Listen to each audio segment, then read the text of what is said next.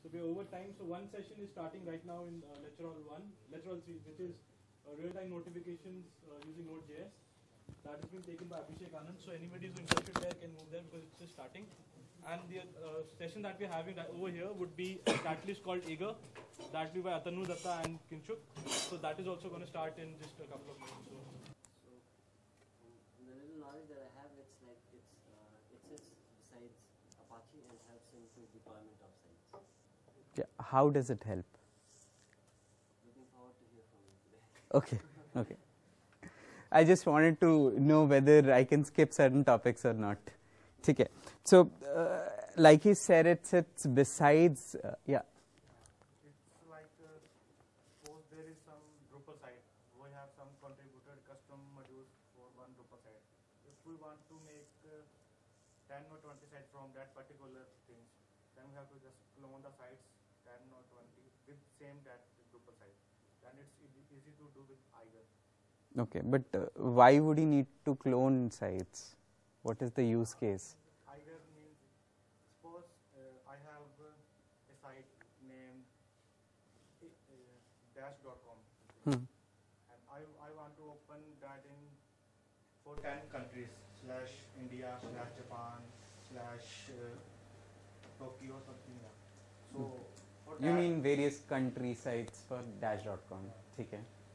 for that I want Eiger to do that for different countries. They will open in a different language for Japan, for India. For that we have to do multiple clones for that particular site. Content will be same but in a different language. Okay. Okay. Okay. So what you're saying is it will basically use a different Apache config and a different database for each of these clones. Okay. I wouldn't use the word clone because cloning in Drupal would not Drupal in for any website or anything whatsoever, be it a media file. Cloning basically means just an exact copy, like we use the command rsync to basically duplicate something, right? But yes, we can clone or deploy a platform quickly. In your case, since the language is different, we probably would have a base theme, base modules that we would want to duplicate or have in all these country sites, let's say for the Japanese or Chinese version. But since the text is different, obviously we would need a different database. So yes, for those situations, Eager will come in handy. Again, since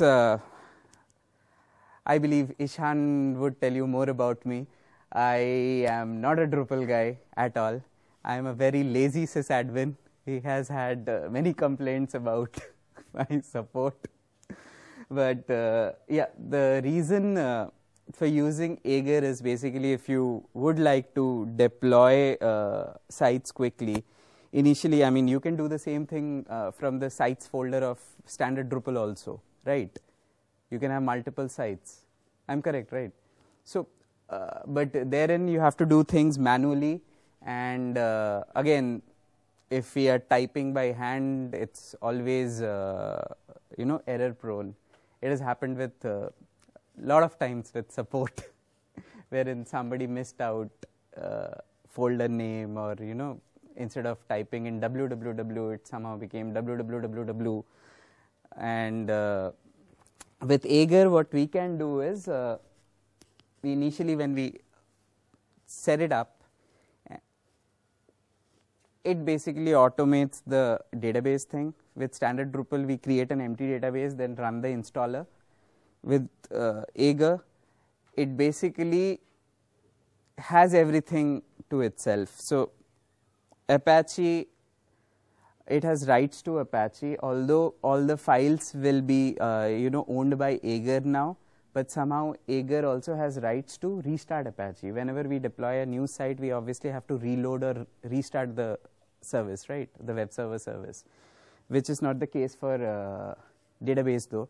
But even for database, we have to, create an empty database, and obviously we don't want to give root the permission, the database root user the permission in the settings.php file, because if somehow the site is compromised, you might as well say goodbye to your database also. So if the site is compromised, we would rather have that particular database user's credentials compromised instead, because settings may everything is written in plain text, right? So all these things are basically automated by Aegir. So whenever I create a new site, let's say china.dash.com, it will create a new database, create a new user, give that particular user the privilege, create Apache config. Now, since it doesn't have rights to the main Apache etc folder, what it basically does during installation is it creates a symlink which points to another folder inside that Aegir setup. So Aegir's home, like when I create a new user in Linux, it basically creates a /home/Atanu. Atanu is my name, and let's say anything else, madcap/home/madcap. There I have complete rights to do whatever I want. But the moment I go one directory above /home/Atanu, all of a sudden I have to become root. Or let's say there's a user by your name, I have to change to your permissions to do whatever I want, right? So since during runtime we don't want Aegir to play around with Apache's main config files, it basically creates a symlink which points to the Aegir directory. For Aegir, the home is /var/Aegir, and all the configs, everything is stored there except for the database. Obviously, database is obviously saved in valib MySQL and subfolders therein. So anybody has installed Aegir, the two of you. So for the rest of you, do you need any guidance on setup, or can I skip it? It's just probably 5-10 minutes job, so I can set it up also. Skip it? Let's do it? Okay, fine. So since I'm very bad with memories also, I typically follow documentation and paste things as I see them. So as you can see, this is basically setup of Drupal. It comes in handy if you have an Ubuntu or a Debian Squeeze installation, because they have dedicated repositories for it. Otherwise, you can do it manually also. So this line basically, all of you are familiar with Ubuntu, the way it works. So what do? There's an /etc/apt/sources.list file wherein we can append as many repositories as we want. So here we are simply adding the Debian Aegir project.org stable repository. Run this command. Done.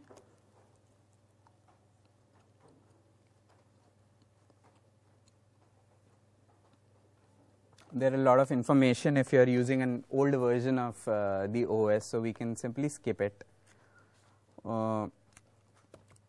Okay, this is interesting. How many of you run MySQL secure installation script after running or installing a DB? Okay, let's just walk through it. By default, the root user has no password.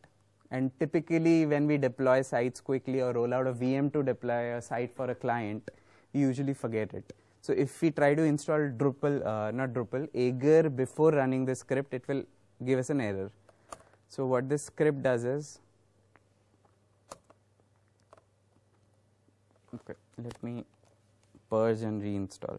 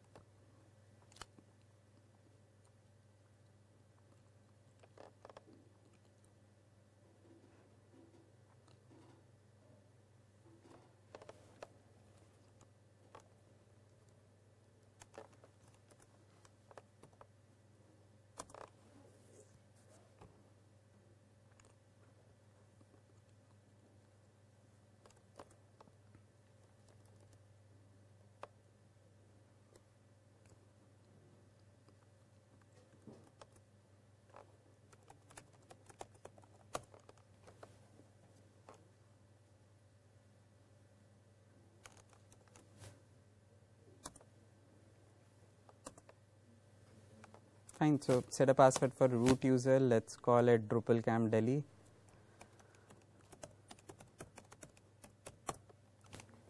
Re-enter DrupalCamp Delhi.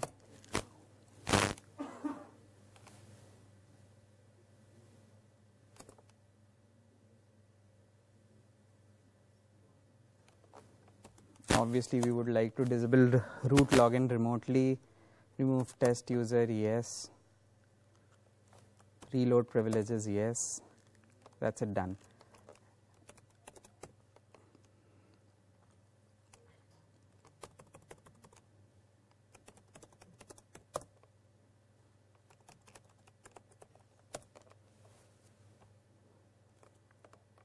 Right.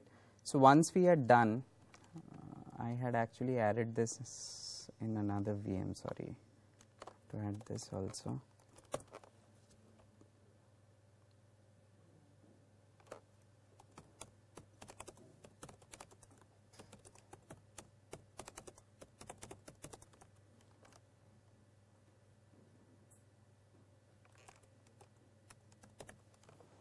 Right, so we refresh the repo and simply install Aegir, which will pull in all the dependencies. That's all.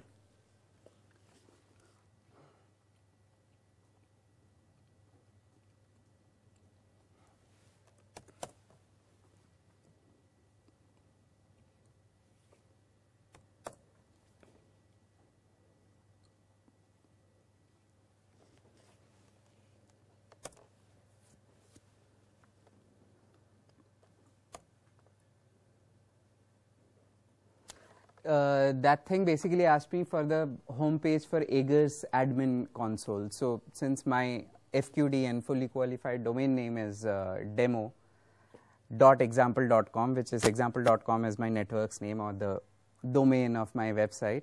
So I entered that. If you remember, the database root password was DrupalCamp Delhi.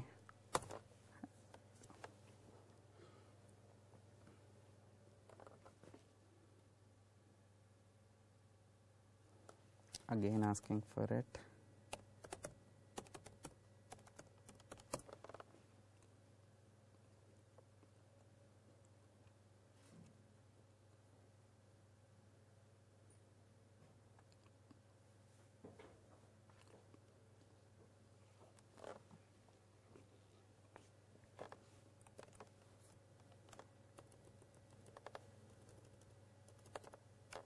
मैंने तो गलत वाले VM पे MySQL उड़ा दिया.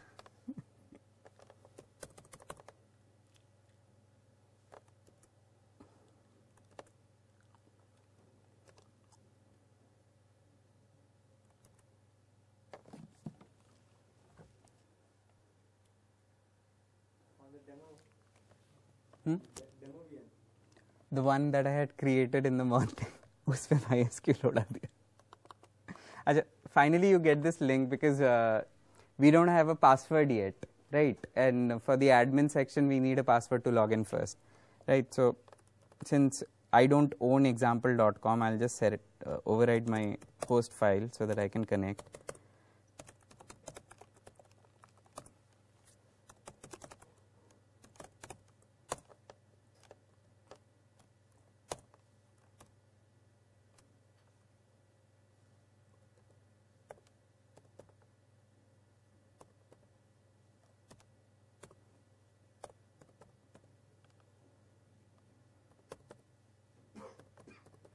This is my IP, and let's say demo.example.com is the current domain.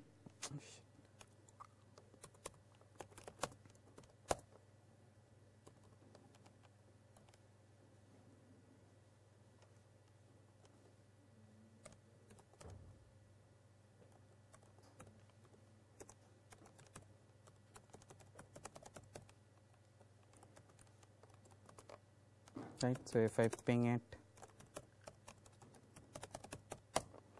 it goes to my server. This is just to check basically, right? So let's open.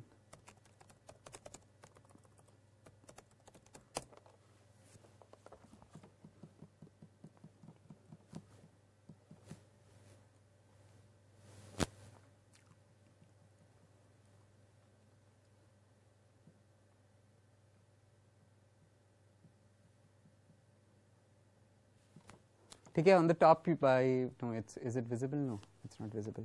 I'll just bring this here. On the top, you can make or it says access denied. It will eventually load up. I'm connected to my phone. That's why. So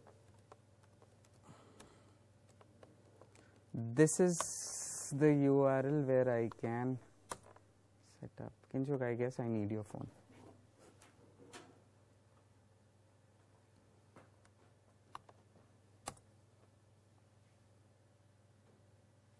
hotspot नहीं है teacher कर रहा हूं लगाना पड़ेगा ये hotspot wifi कर दूं हाँ वाईफाई कर ऑन है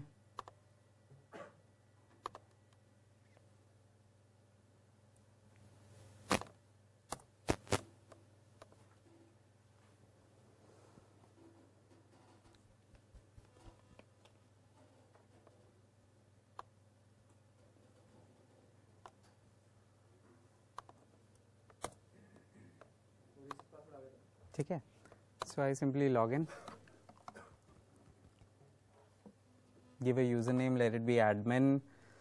I should give my own email address here so that I get the passwords, because every time you create a new Drupal site or clone or copy or whatever, you need the passwords also, because this was the installation wherein I got a URL, but from now on whenever I deploy a site, it will mail me my password or one time URL there.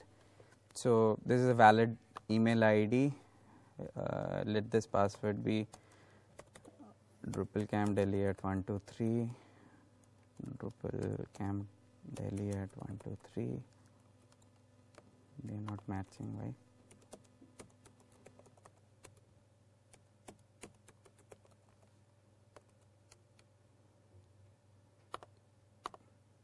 Let me give all the user privileges and time zone.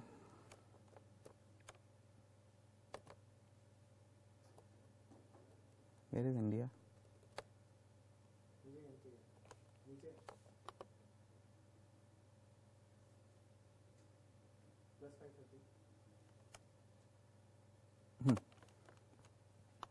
Save.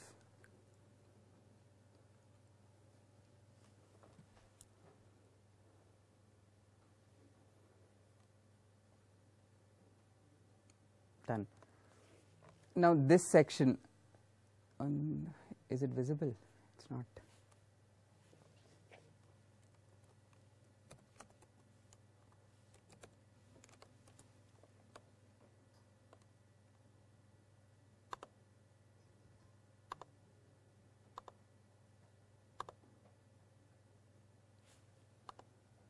Now it's visible, right? Yeah.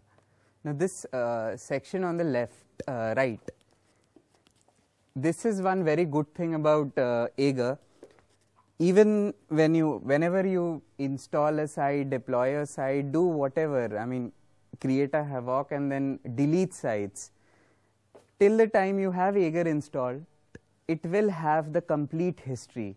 Not that it will keep the files of the old sites which you have deleted, not that it will keep the databases, but it will create the logs that once upon a time, let's say three years from today, I can look back and see, okay, Kinshuk was somebody I used to know.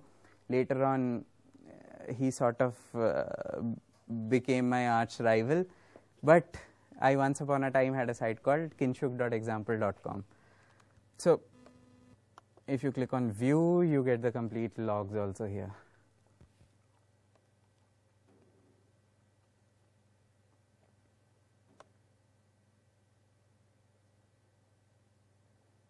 Everything from all those technical Drupal commands, Drush and all, technicalities of Drupal. I'm sure all of you know Drush, I don't. So everything has been done, permission, vagera, vagera. So let's go to the home page.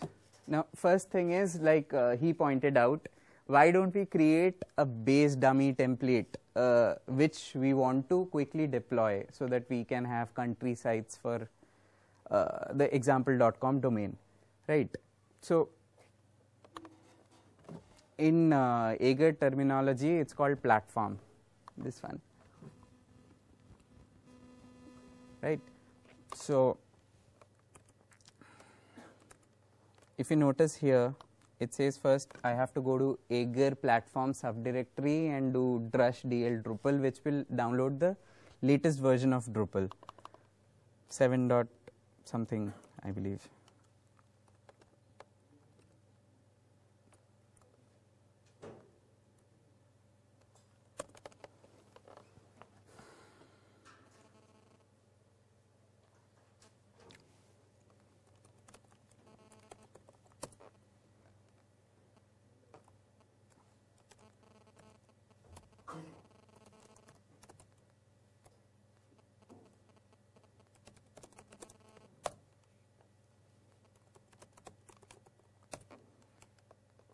Okay, I guess all of you know how to change to another user without typing in the password.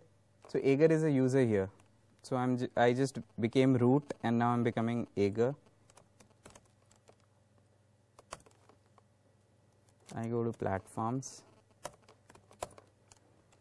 var Aegir platforms, which is what it suggested, and then I run this command.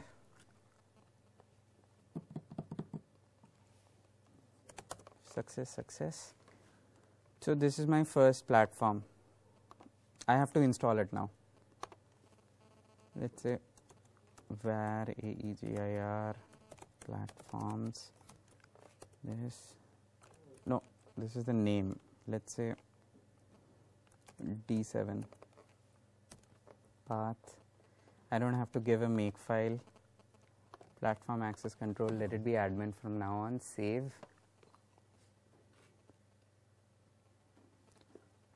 Right.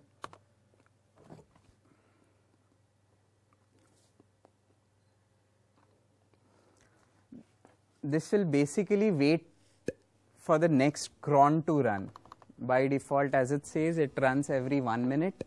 So if there's nothing much in the cron queue, then it will execute the next time the cron runs. While it's doing it, I'll just show you the rest of the things.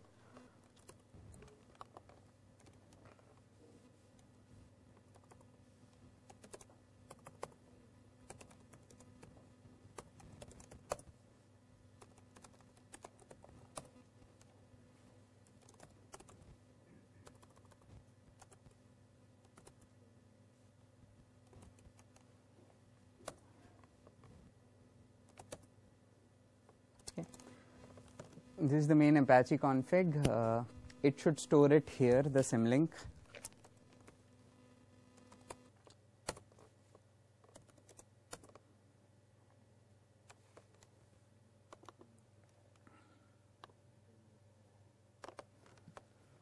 See, so what happens in any, I mean, if you're aware of how to set up Apache, in a typical Red Hat or SUSE or Mandriva environment, it typically goes to conf.d subdirectory. All your virtual host configs go there.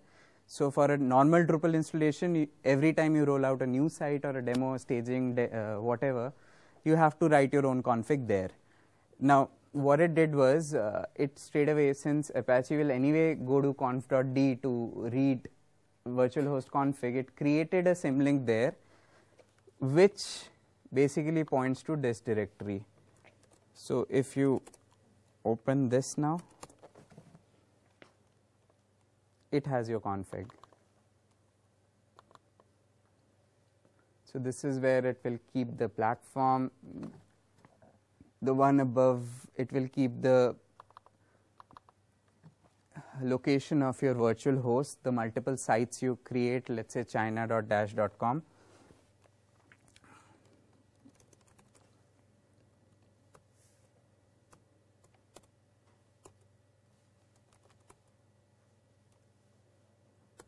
Aegir config,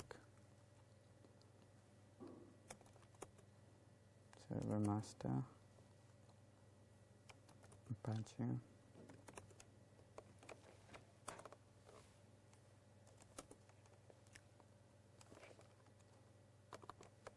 See, platform D7 is already available, so that means it's done installing it.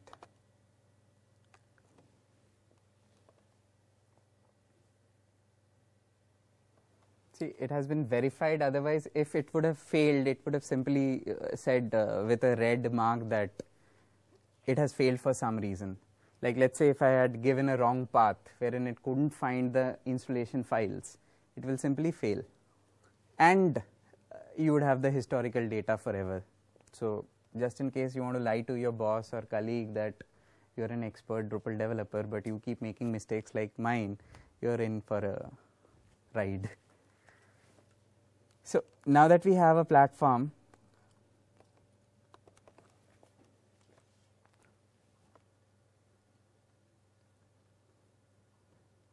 this is the home page. It will also show that the profile has been created, which is the platform. Let's go ahead and deploy a normal site, create content, site, give it some domain name like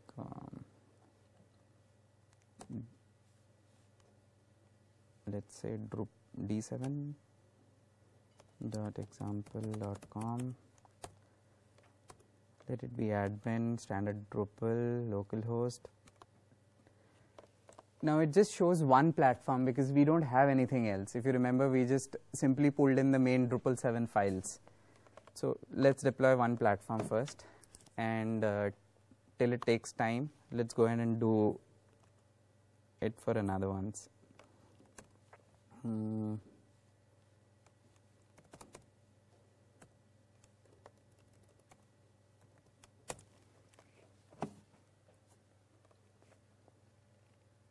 Have any of you heard about OpenPublish? Right, it's a customized distribution.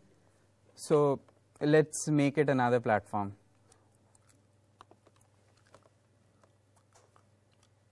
Where is the download link? What download?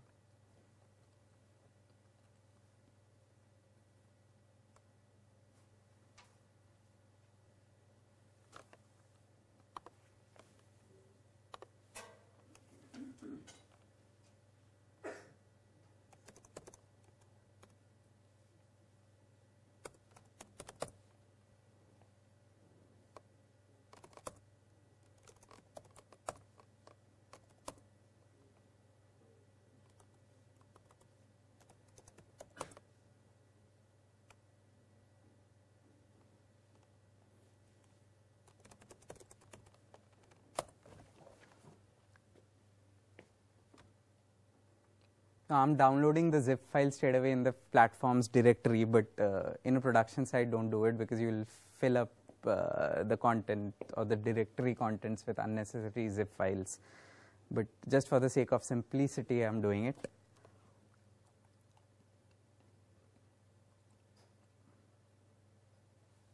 Right, so unzip, OpenPublish.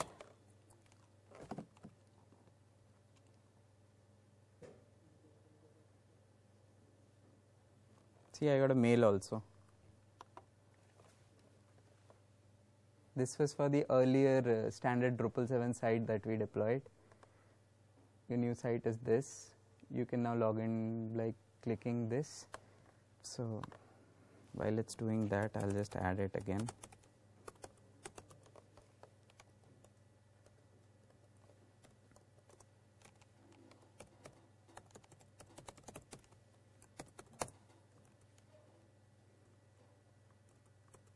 I guess all of you know the difference between, why we add sites to etc host file, the local computer, right?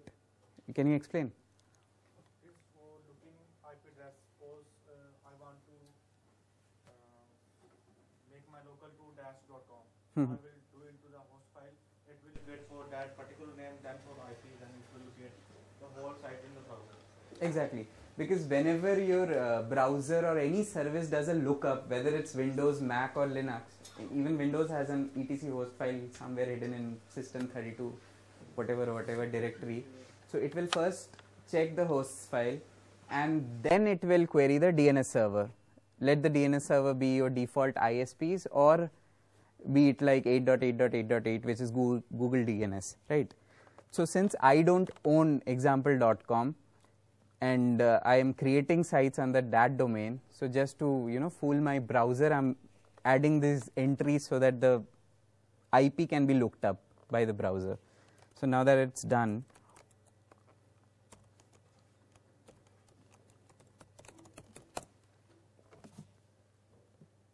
right? So this is a standard Drupal 7 install, and that email also gave me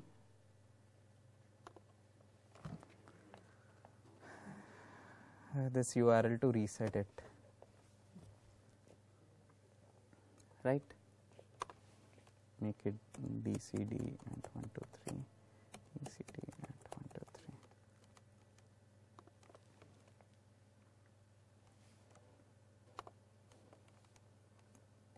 Okay, coming back, it's been unzipped. Yeah.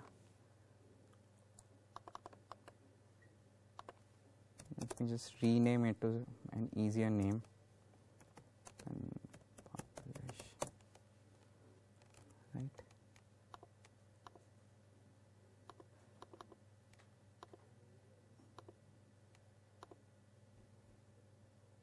Again, go back to home.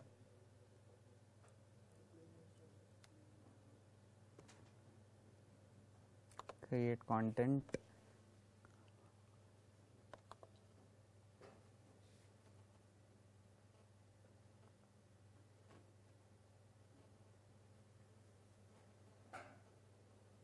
Platform.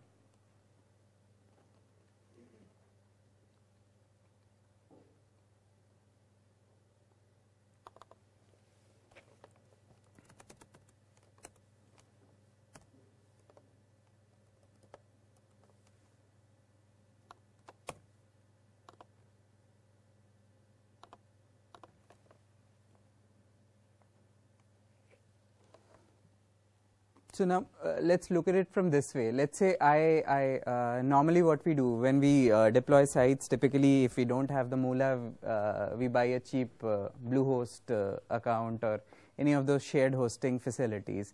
When we do have it, we go for VPS or a cloud facility from Rackspace or whosoever. Now let's say, I'm sure many of you have heard about all these Drupal shared server facilities being offered by a lot of companies. Acquia probably charge a lot of money for it because they have the expertise. Since I don't, probably I can just buy one of these GoDaddy hosting facilities where I have full root privileges, roll out Aegir there, and simply give you a vanilla Drupal install and make some money, right? So that's where, let's say you tomorrow want to buy another Drupal instance from me, I can simply clone whatever Drupal instance you need, be it 7, 6, Pressflow, any of the other distributions like, what was this one called? OpenPublish, and there are so many others also. So you keep all those platforms ready with you, and let's say you come to me, I want to buy this, I'll simply charge you something and then roll out your site. Obviously you have to have your domain name, otherwise you will have to do it like me, etc host mein likh diya, example.com, or google.com is owned by me, right? So is this deployed? Yeah, it's done. Again, similar thing, I go back, site. See, now it's offering OpenPublish also as an install profile. Let's call it OpenPub.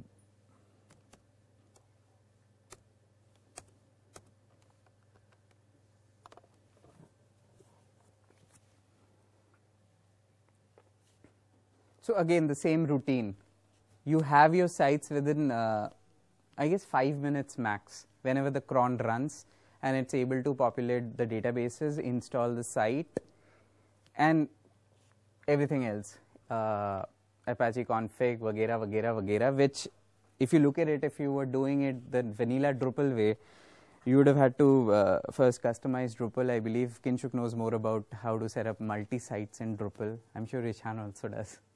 But for a lazy person like me, once I have Aegir, I create whatever I want to within minutes, and it's actually much less error prone, provided I have the resources and the access to the server, right? If I am subscribed to a shared hosting facility, I won't get root access to the server, so I can't really install Jaeger there. But if I do, then I can do whatever I want. And this is a much fine-grained way of doing it, because it's so easy.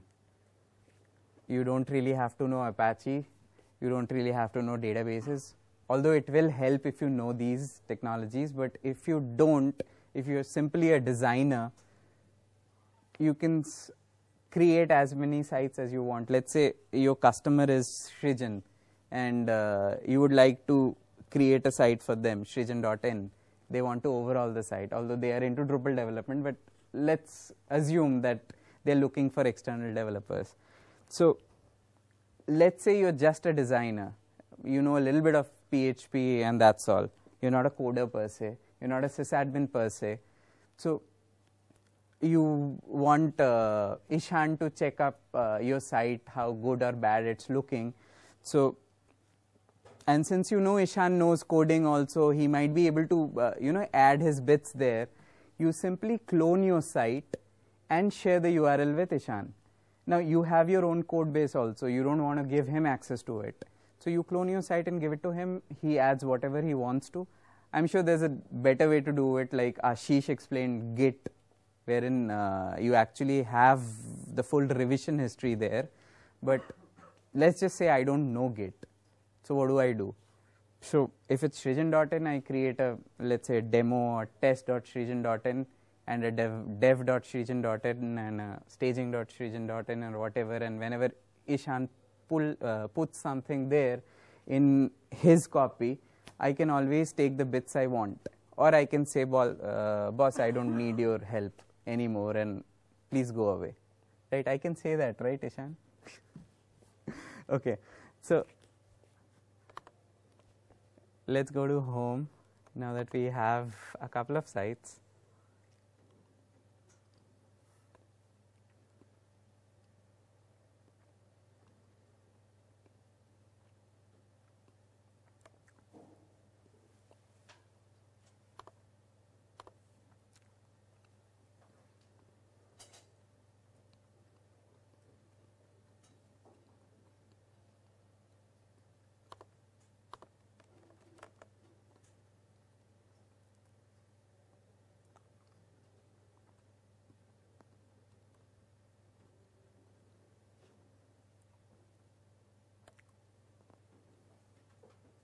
Okay, I forgot how to clone.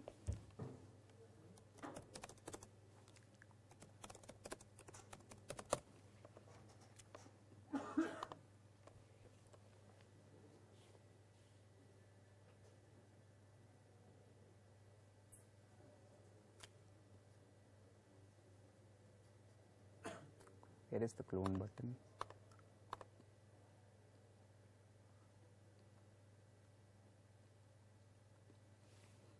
Oh, yeah.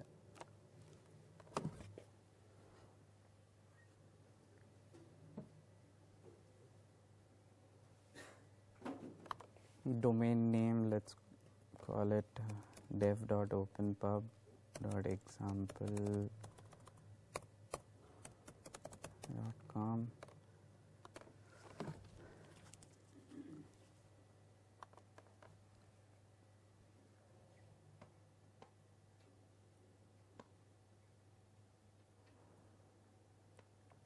That's it.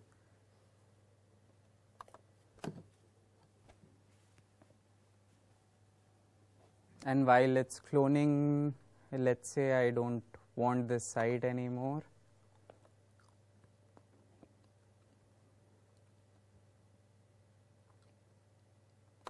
I don't want this d7.example.com anymore. I'll simply first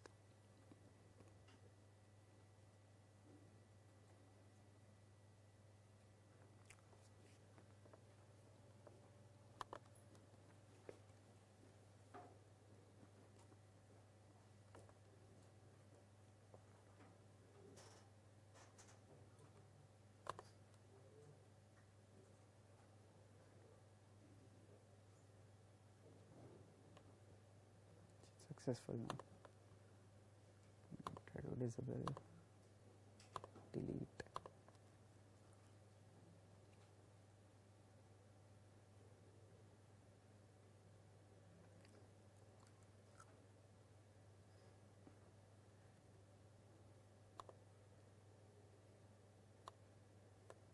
So you get your standard warnings, what you should back up and blah blah blah. Delete, and again it's in queue. So once it turns green, your site is gone, but you have the logs. So I don't know. All of you are developers. I come from a jack of all trades kind of a sysadmin background. I find Aegir pretty helpful. Ishan doesn't like it that much that we deploy Aegir on their development box. So, but I don't know. I think it's helpful for designers and people who know a little bit about servers, who know a little bit about PHP, who are basically designers. Or let's say you're just a lazy sysadmin, or let's say you're just a lazy developer, or you're deploying dozens of sites every day which are similar to each other in architecture. Let's say you create your own standard distribution like Open Publish. You might find a niche and you think that you have so many clients who basically are looking for the same stuff. Let's say, I'm sure there's a distribution for academia also for Drupal. But let's say you don't like it. You want to create your own, which you deploy for JNU. Then tomorrow Delhi University comes in and say, boss, I like JNU's site, who has made it. Obviously you will have your credit line there. So you can offer him the same deal. And you have your own code base if you're providing hosting also, which is not the case with government colleges. But let's say if it's a private college, I'm running a simple institute, spoken English or whatever, spoken Hindi institute, I need a website, I can simply contact you and you set it up. You have the main platform ready. You don't have to, always carry your zip files along and keep it in some backup somewhere which you have to, look for. If you're doing it every now and then, you simply deploy the platform, get the content from the guy, give it to your designer to, tweak certain things here and there, and you're done. So I don't know, from you, all of you developers and want to be developers, do you think Aegir will help you in any way? Because installation was dead easy. You just add one line, repository line in your sources.list file. I'm sure most of you, if you are using Linux, 90% of you guys are anyway using Ubuntu nowadays. So you have a standard repo for Ubuntu, you add that line, you do an apt-get update to refresh the repos, and you do an apt-get install Aegir. That's all. And creating platform is as simple as, switching over to the Aegir user, su space hyphen Aegir, and then going to var Aegir platforms, download the file there, unzip it, or make your changes there, and then install it as a platform. I guess I'm done. Kinshuk, would you like to add something since you are a Drupal guy? I am not. Yeah, sure. Mm-hmm. Does it offer any HTTPS connectivity so that my server, I can connect this to the browser, which is on a Windows server, Windows or any other client? So you mean the web server or HTTPS, simple HTTPS? HTTPS, does it offer HTTPS also? Yes. I mean, that's for any site. I mean, standard Drupal also you can convert it to HTTPS. No, this admin console. Admin console. Primarily, HTTPS is a server configuration thing. Okay, you install the security certificates and you work on the HTTPS protocol. So Aegir is a hosting platform. It is providing you the functionality to be able to deploy Drupal installations. So this now, window. I'm assuming your question is that instead of doing it on http demo.example.com, can you have it on https.demo.example.com? yes, you can. It's a simple configuration for example.com. It has nothing to do with Agar. Yeah. Can we use Agar with Nginx? See, the same rules apply here. If you're using Nginx, typically all these web applications, be it Drupal, WordPress, or any of the customized distributions built using Drupal, WordPress, I don't know, Joomla and all, they typically rely on Apache for certain things. It's as simple as we simply can't drop in another database. I mean, I guess Drupal supports Postgres, but WordPress by default doesn't even support it. So you have to do your work, and typically with Drupal, WordPress and all these applications which basically assume that you are using Apache, and that's why I do a lot of rewriting using .htaccess files, and Nginx doesn't support it. You have to know how to translate it into Nginx's rewrite rules and basically append all those rules in particular order you want in the main Nginx vhost file. So that ways you can use Cherokee, Lighty, whatever. So the question why I have asked this is it a common practice? I mean, people do this, or like it's something it's against the standards, and we should definitely not opt for that. People do it, definitely. I won't know about Drupal. Drupal is, how easy or difficult is it to deploy Drupal on Nginx? We have. It's a standard practice, right? Right. So the moment you can convert your rules, I'm sure you can do it. So that's all. And typically the rules only are there in one htaccess file, which is there in your root folder, the document root folder. So if you can translate it, I'm sure it's done, right? I have a question. What is the typical use case for Agar? Can it be used when I have some sort of I want some common code base also between my sites?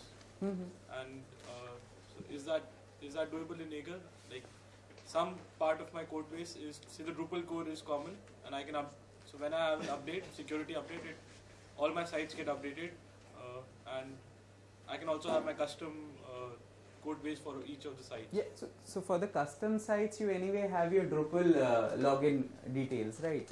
So if you need a common platform, let's say it's Ishan Drupal customized version 0.1, you add your own modules, you add your own custom bits, let's say themes, whatever, and that you can keep, creating sites using that platform. And then later on you add your own other modules there, which are very site specific, like what the modules which are being used in Srijan.in will be very different from the modules which are being used, let's say, in a news site like Open the Magazine.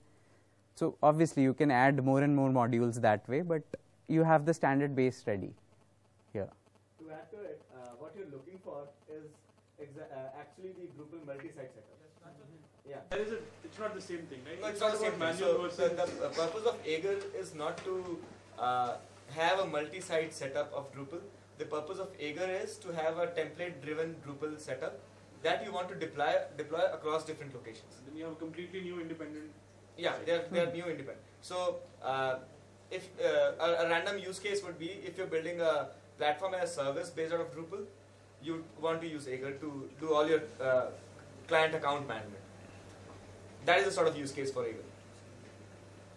But again, it's up to you. Like earlier with Srijan, Ritesh and us were working together for a Firangi customer, and I guess one of their requirements was like he suggested, if I have a china.dash.com, their requirement was a global site and loads of country sites, right? Because they were running an NGO. So they only suggested we want to move forward with Agar so that we can do it relatively simply. So for a typical multi-site thingy also, Agar can come in handy.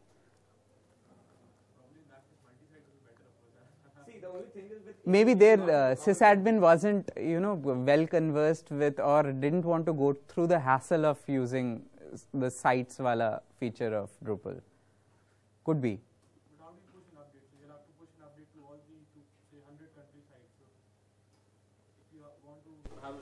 update or a new feature, so you're sharing a custom module, say, and I think there's a way to push updates also. So basically your base template, the platform will get updated. then The all platform gets updated and you basically push the updates across. Oh yeah, that's what I wanted. So if you update the platform, then all the You have to push it manually, I think. manually. Yeah. But for the extra modules that are using on a site per site basis, obviously that's you have to do it the standard Drupal No way. problem Yeah. with that. Yeah, I'm just But talking about a actually, common. The common thing you can push an update. But multi-site installation actually gives a benefit over this because on a multi-site, See, the like use if case I- is very The different. use Yeah. case. Use case is It's different, like yeah. incorrect to compare multi-sites with Eager. Correct. In fact, if you look at the file system structure, it's very similar to Drupal multi-site only. Where am I? PWD. Okay.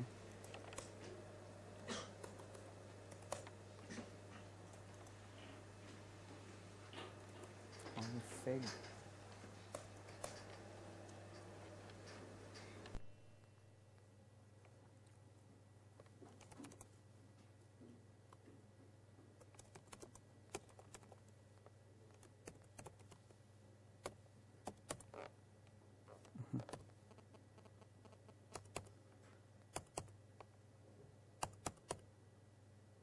So there's just one Apache here.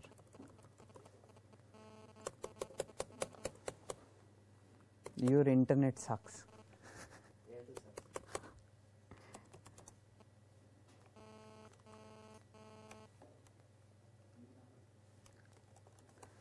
So I'll just check up Server Master, Apache.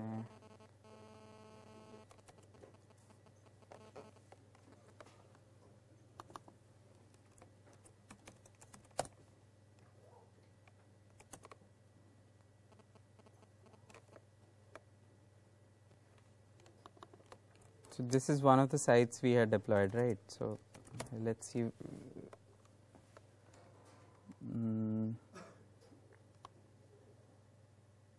No, this was a platform. Sorry. But the platform has site slash Hmm? client, right? No, OpenPub was the platform that I had created. Open Publish was the platform. Open Pub was a node, a client of that platform. Was it? Yeah. Okay. There's a different OpenPub. Directory match में है वहाँ पे. हम्म, एक platforms Open Publish, sites Open Pub. Hmm.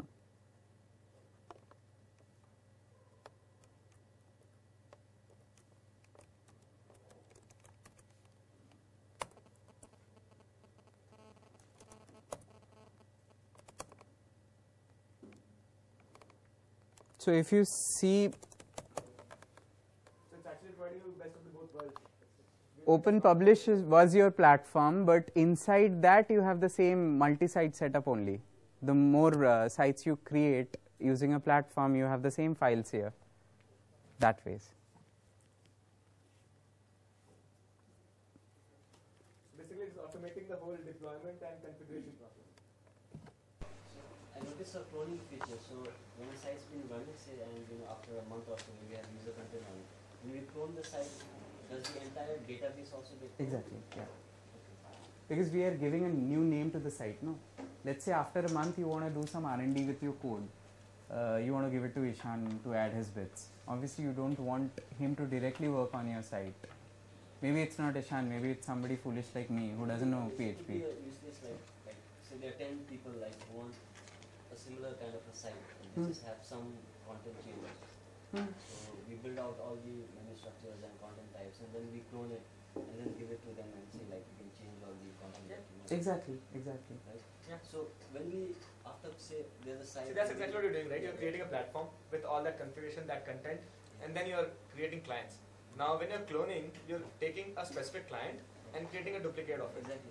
So, After that, when I make some changes in the base site which was cloned, so No, it's no, not no. being mirrored. It's not Once you clone, it becomes another copy, right? it becomes It's simply when you copy a text file and then you make changes to one text file, it doesn't duplicate unless you have a replication technology set I up. was just wondering if there's some kind of a relationship maintained when you clone it, like No. it's not being mirrored. It's still the point of time when you cloned it. Afterwards, that's why if you really want to go this way, platform is a better choice. because you can pull all the updates in the platform and then spread it. But clone is not for it. Clone could be something as simple as you have built your platform and then his example china.dash.com and germany.dash.com have to be set up now. If language or the alphabets aren't an issue, then probably you have the base theme template whatever set up and then give it to the guys. Chinese people please set it up and German people please set it up. I'm done. Right? So whatever is the domain structure, subdomain, or if they have a different top level directory .de and .cn chal raha hai, up to them. But you have your standard base ready.